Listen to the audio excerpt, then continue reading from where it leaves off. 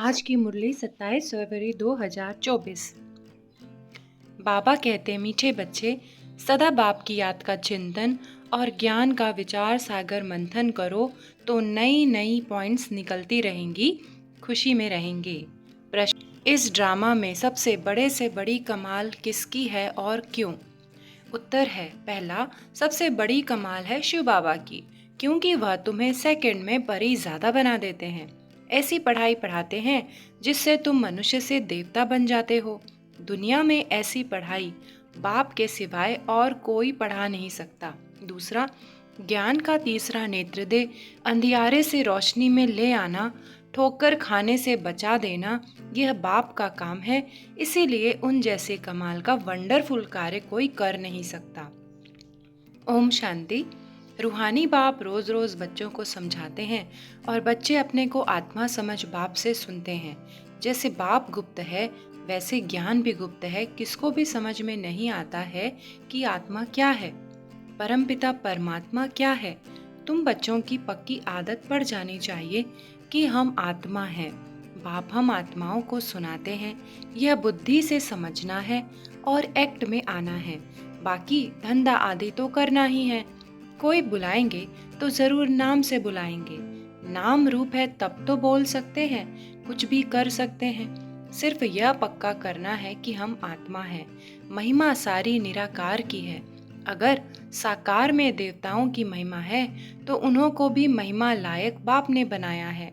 महिमा लायक थे, अब फिर बाप महिमा लायक बना रहे हैं। इसीलिए निराकार की ही महिमा है। विचार किया जाता है बाप की कितनी महिमा है और कितनी उनकी सर्विस है।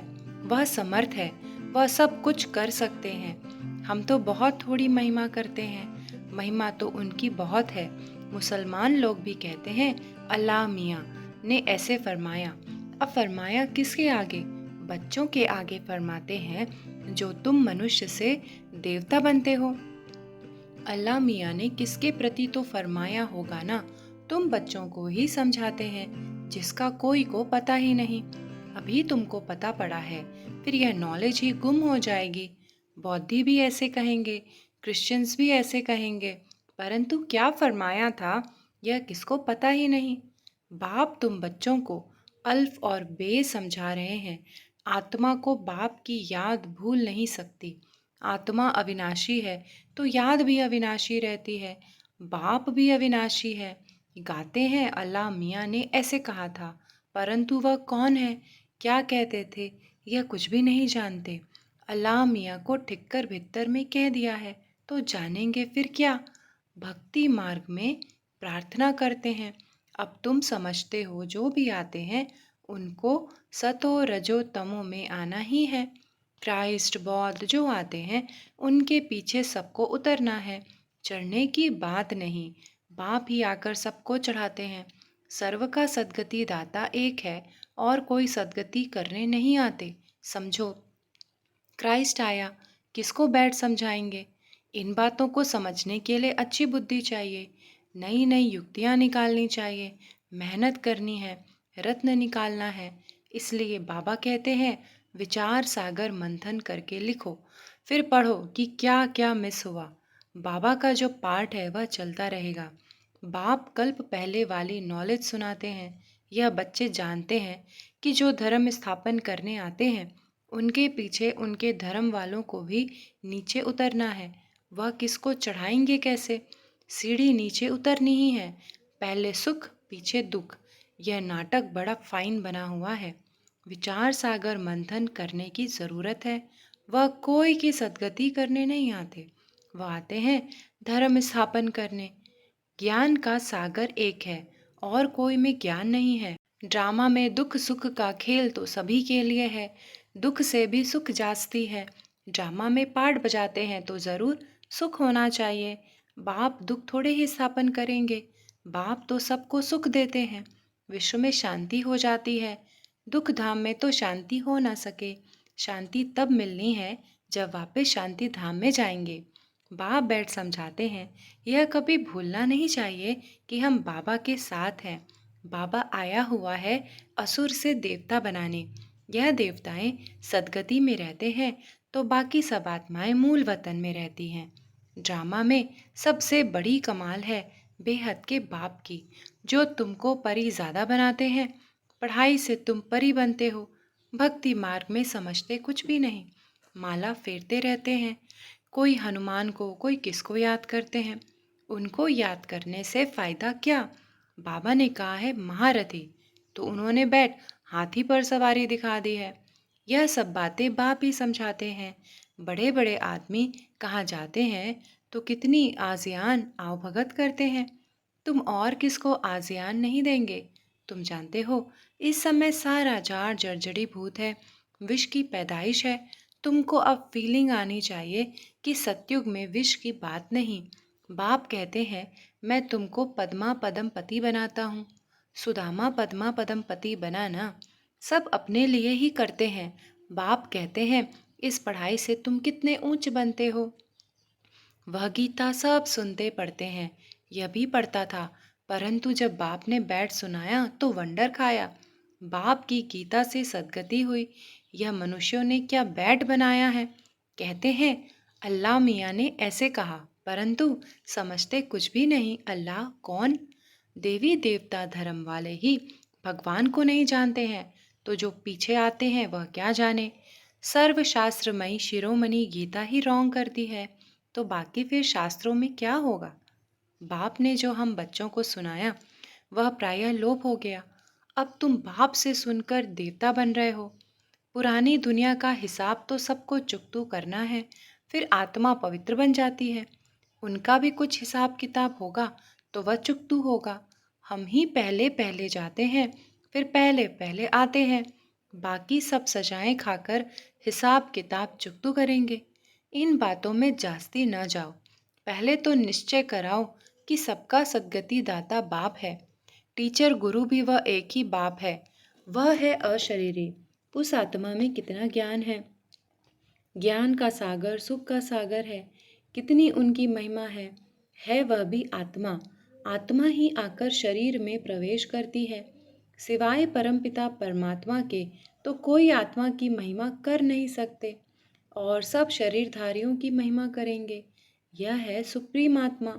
बिगर शरीर आत्मा की महिमा सिवाय एक निराकार बाप के कोई की हो नहीं सकती। आत्मा में ही ज्ञान के संस्कार है। बाप में कितने ज्ञान के संस्कार हैं। प्यार का सागर, ज्ञान का सागर, क्या यह आत्मा की महिमा है? कोई मनुष्य की यह महिमा हो न सके। श्री कृष्ण सतयुग का पहला नंबर प्रिंस है। बाप ही आकर बच्चों को वर्षा देते हैं, इसीलिए उनकी महिमा गाई जाती है। शिव जयंती हीरे तुल्य है। धर्म स्थापक आते हैं, क्या करते हैं? समझो क्राइस्ट आया, उस समय क्रिश्चियन तो है नहीं, किसको क्या नॉलेज देंगे? करके कहेंगे अच्छी चलन चलो, यह तो बहुत मनुष्य समझाते रहते हैं। बाकी सदगति की नॉलेज कोई दे ना सके।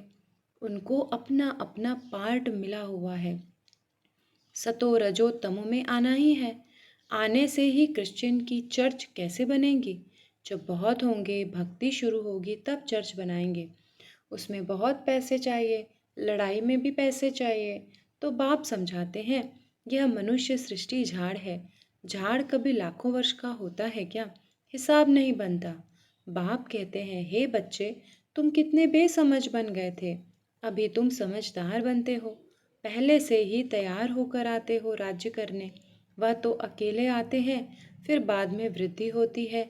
झाड़ का फाउंडेशन देवी देवता, उनसे फिर 3 ट्यूब निकलती है, फिर छोटे छोटे मठ पंथ आते हैं, वृद्धि होती है, फिर उनकी कुछ महिमा हो जाती है, परंतु फायदा कुछ भी नहीं। सबको नीचे आना ही है। तुमको अभी सारी नॉलेज मिल रही है। कहते हैं गॉड इज़ नॉलेजफुल, परंतु नॉलेज क्या है यह किसको मालूम नहीं है। तुमको अभी नॉलेज मिल रही है। भाग्यशाली रथ तो ज़रूर चाहिए। बाप साधारण तन में आते हैं, तब यह भाग्यशाली बनते हैं। सतयुग में सब पद्मा पदम भाग्यशाली हैं। अब तुमको ज्ञान का तीसरा नेत्र मिला है, जिससे तुम लक्ष्मी नारायण जैसे बनते हो। ज्ञान तो एक ही बार मिलता है, भक्ति में तो धक्के खाते हैं। अंधियारा है, ज्ञान है दिन, दिन में धक्के नहीं खाते। बाप कहते हैं भल घर में गीता पाठशाला खोलो, बहुत ऐसे हैं जो कहते हैं हम तो नहीं उठाते, दूसरों के लिए जगह देते हैं। यह भी अच्छा। यहाँ बहुत साइलेंस होनी चाहिए। यह है होलीएस्ट ऑफ होली क्लास, जहाँ शांति में तुम बाप को याद करते हो। हमको अब शांति धाम जाना है, इसीलिए बाप को बहुत प्यार से याद करना है। सतयुग में 21 जन्म के लिए तुम सुख शांति दोनों पाते हो। बेहद का बाप है, बेहद का वर्षा देने वाला। तो ऐसे बाप को फॉलो करना चाहिए। अहंकार नहीं आना चाहिए, वह गिरा देता है। बहुत धैर्यवत अवस्था चाहिए, हठ नहीं। देह अभिमान को हठ कहा जाता है। बहुत मीठा बनना है। देवताएं कितने मीठे हैं, कितनी कशिश होती है। बाप तुमको ऐसा बनाते हैं, तो ऐसे बाप को कितना याद करना चाहिए। तो बच्चों को यह बातें बार बार सिमरन कर हर्षित होना चाहिए। इनको तो निश्चय है कि हम शरीर छोड़ या लक्ष्मी नारायण बनेंगे। एम ऑब्जेक्ट का चित्र पहले पहले देखना चाहिए। वह तो पढ़ाने वाले देहधारी टीचर होते हैं। यहाँ पढ़ाने वाला निराकार बाप है, जो आत्माओं को पढ़ाते हैं। यह चिंतन करने से ही खुशी होती है। इनको यह नशा रहता होगा कि ब्रह्मा सो विष्णु, विष्णु सो ब्रह्मा कैसे बनते हैं। यह वंडरफुल बातें तुम ही सुनकर धारण कर फिर सुनाते हो। बाप तो सबको विश्व का मालिक बनाते हैं। बाकी यह समझ सकते हैं कि राजाई के लायक कौन कौन बनेंगे। बाप का फर्ज है बच्चों को ऊंचा उठाना। बाप सबको विश्व का मालिक बनाते हैं। बाप कहते हैं मैं विश्व का मालिक नहीं बनता हूँ। बाप इस मुख द्वारा बैठ नॉलेज सुनाते हैं। आकाशवाणी कहते हैं, परंतु अर्थ नहीं समझते। सच्ची आकाशवाणी तो यह है जो बाप ऊपर से आकर इस गौमुख द्वारा सुनाते हैं। इस मुख द्वारा वाणी निकलती है। बच्चे बहुत मीठे होते हैं, कहते हैं बाबा आज टोली खिलाओ। झजी बहुत टोली बच्चे। अच्छे बच्चे कहेंगे हम बच्चे भी हैं तो हम सर्वेंट भी हैं। बाबा को बहुत खुशी होती है बच्चों को देखकर। बच्चे जानते हैं समय बहुत थोड़ा है। इतने जो बॉम्ब्स बनाए हैं वह ऐसे ही फेंक देंगे क्या। जो कल्प पहले हुआ था सो फिर होगा। समझते हैं विश्व में शांति हो, परंतु ऐसे तो हो न सके। विश्व में शांति तुम स्थापन करते हो। तुमको ही विश्व के बादशाही की प्राइज मिलती है। देने वाला है बाप। योग बल से तुम विश्व की बादशाही लेते हो। शारीरिक बल से विश्व का विनाश होता है। साइलेंस से तुम विजय पाते हो। अच्छा, मीठे मीठे सिकी लदे बच्चों प्रति मात पिता बाप दादा का याद प्यार और गुड मॉर्निंग। रूहानी बाप की रूहानी बच्चों को नमस्ते। हम रूहानी बच्चों की रूहानी मात पिता बाप दादा को याद प्यार गुड मॉर्निंग और नमस्ते नमस्ते नमस्ते। शुक्रिया बाबा, शुक्रिया।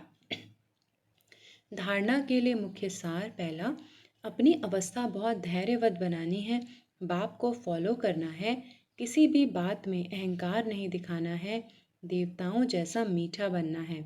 दूसरा, सदा हर्षित रहने के लिए ज्ञान का सिमरन करते रहो। विचार सागर मंथन करो। हम भगवान के बच्चे भी हैं तो सर्वेंट भी हैं। इसी स्मृति से सेवा पर तत्पर रहो। वरदान, मन मनाभव के साथ मध्याजी भाव के मंत्र स्वरूप में स्थित रहने वाले महान आत्मा भव।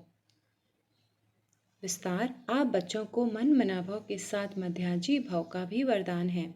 अपना स्वर्ग का स्वरूप स्मृति में रहे, इसको कहते हैं मध्याजी भव। जो अपने श्रेष्ठ प्राप्तियों के नशे में रहते हैं वही मध्याजी भव के मंत्र स्वरूप में स्थित रह सकते हैं। जो मध्याजी भव है वह मन मनाभव तो होंगे ही। ऐसे बच्चों के हर संकल्प, हर बोल और हर कर्म महान हो जाते हैं। स्मृति स्वरूप बनना माना महान आत्मा बनना। स्लोगन, खुशी आपका स्पेशल खजाना है, इस खजाने को कभी नहीं छोड़ना। अच्छा, ओम शांति।